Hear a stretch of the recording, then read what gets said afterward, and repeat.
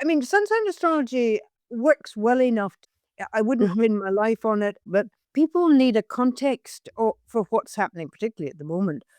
There is nothing worse than chaos and uncertainty, and no handrails, as it were. So astrology can offer those handrails.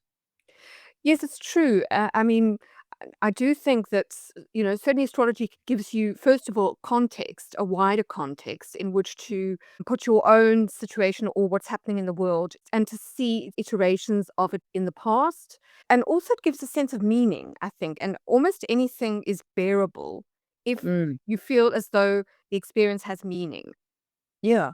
Well, I think that's true. And if you, I mean, the book you mentioned at the beginning, it changed my life, that book, because doing the research for it, if you look at the recurring patterns over the last 2,000 years of history where astrology coincided with major events, it gives you something to hang on to when you get to the present time of turmoil, because you can see in the past where it moved on, it made things better, it made things worse, but life always moves on. It never gets stuck in the one place. And I think the problem at the moment is everybody thinks it's the worst time ever in the history of the universe, and we're going to be Yes. here for the rest of our lives, kind of thing. And it's not true.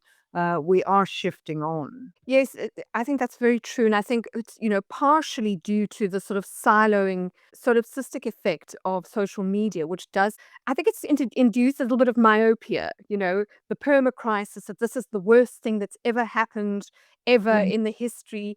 And yes, I think astrology helps to give perspective. I think it breeds hysteria, and the mainstream media don't help because they've started to go left and right. When I started as a journalist, as I'm sure was true with you, it Hmm. wasn't professional to have political Mm. opinions. The journalists were the outsiders, the ones who were detached, who could see a situation in terms of balance.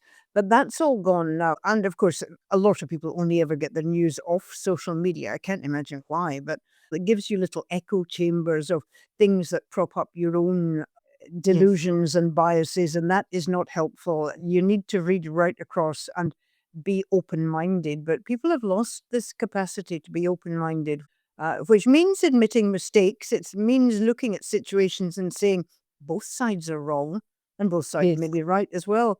So it's about complexity.